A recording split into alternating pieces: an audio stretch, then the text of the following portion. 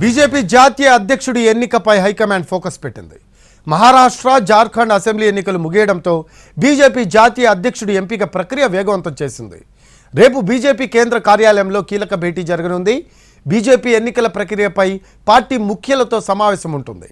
జాతీయ పదాధికారులు, రాష్ట్ర అధ్యక్షులు, పార్టీలోని కీలక ఆర్గనైజేషన్స్ ముఖ్యులతో కీలక భేటీ అవుతారు.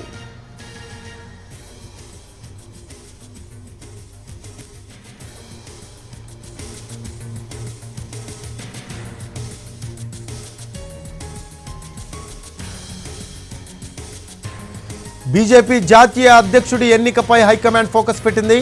మహారాష్ట్ర, జార్ఖండ్ అసెంబ్లీ ఎన్నికలు ముగియడంతో బీజేపీ జాతీయ అధ్యక్షుడి ఎంపిక ప్రక్రియ వేగవంతం చేసింది.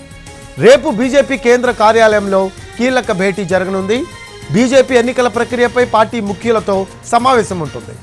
జాతీయ పదాధికారులు, రాష్ట్ర అధ్యక్షులు, పార్టీలోని కీలక ఆర్గనైజేషన్స్ ముఖ్యులతో కీలక భేటీ అవుతారు.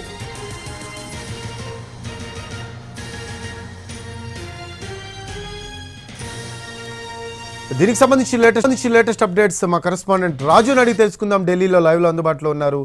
రాజు, బీజేపీ జాతీయ అధ్యక్షుడి ఎన్నికపై హైకమాండ్ ఫోకస్ పెట్టినట్టు తెలుస్తూ ఉంది.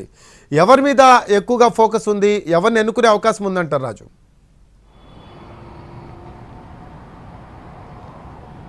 ఎస్ రఫీ, వాస్తవానికి అటు మహారాష్ట్ర కావచ్చు, ఇటు జార్ఖండ్ ఎన్నికలు ఉండడంతో కొంత బీజేపీ జాతీయ నాయకులంతా కూడా ప్రచారాల్లో బిజీగా ఉన్నారు. అయినప్పటికీ కూడా ఏ విధంగానైతే పార్టీ ఎన్నికలు నిర్వహించేందుకు ప్రత్యేకంగా జాతీయ స్థాయిలో డాక్టర్ లక్ష్మణ్, తెలుగువాడైనటువంటి లక్ష్మణ్కు కేంద్ర ఎన్నికలకు సంబంధించి రిటర్నింగ్ అధికారిగా ఆయనకి ఇచ్చారు. దాంతోపాటు రాష్ట్రాల్లో కూడా రిటర్నింగ్ అధికారులను ఇప్పటికే నామినేట్ చేశారు. వాళ్ళంతా కూడా పార్టీ ఆర్గనైజేషన్కి సంబంధించినటువంటి ఎన్నికల ప్రక్రియను మొదలుపెట్టారు.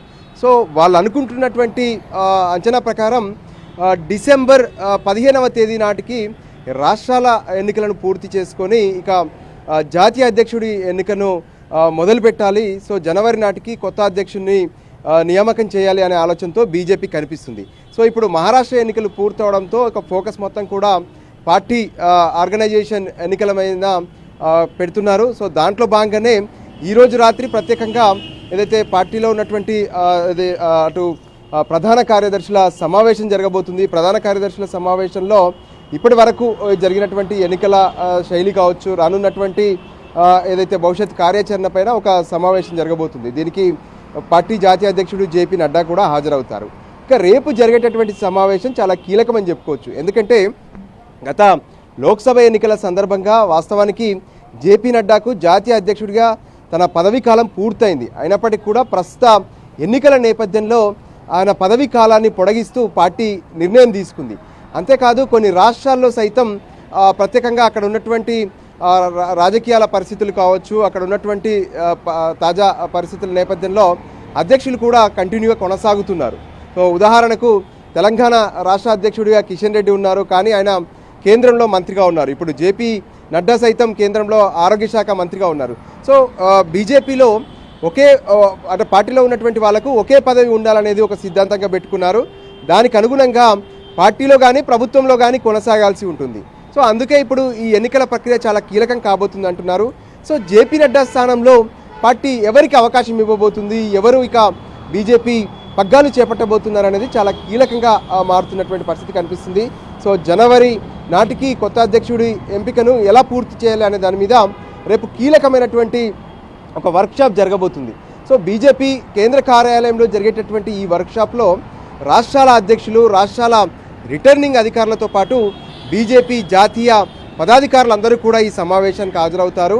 అయితే పార్టీనే కాదు, పార్టీకి అనుబంధంగా ఉన్నటువంటి ఇతర ఆర్గనైజేషన్స్లో ఉన్నటువంటి ముఖ్యులు కూడా ఈ సమావేశానికి హాజరవుతారు. సో ఇప్పుడు మొదలయ్యేటటువంటి ఈ కీలక సమావేశం ద్వారా బీజేపీ జాతీయ అధ్యక్షుని ఎంపిక ఎలా జరగబోతుంది, ఆ ఎన్నిక ఎలా ఉండబోతుంది అనే దాని మీద ఈ వర్క్షాప్లో పూర్తిగా కూడా ఒక క్లారిటీ ఇవ్వబోతున్నారు. రేపు మధ్యాహ్నం 1 గంట నుంచి రాత్రి 7 గంటల వరకు ఈ సమావేశం జరగబోతుంది.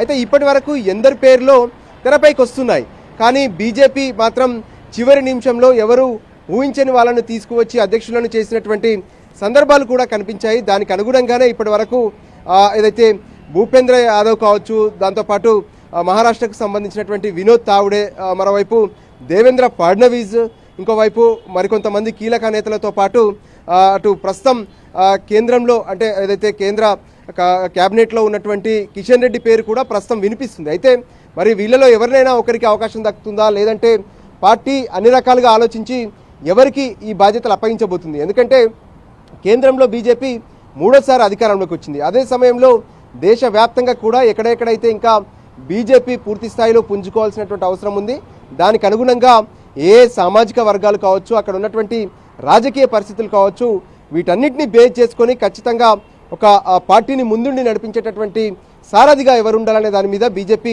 పూర్తి స్థాయి కసరత్తు చేస్తుంది. దానికి అనుగుణంగానే త్వరలోనే బీజేపీ జాతీయ అధ్యక్షుడు ఎవరనే దాని మీద క్లారిటీ వచ్చే అవకాశం అయితే స్పష్టంగా కనిపిస్తుంది.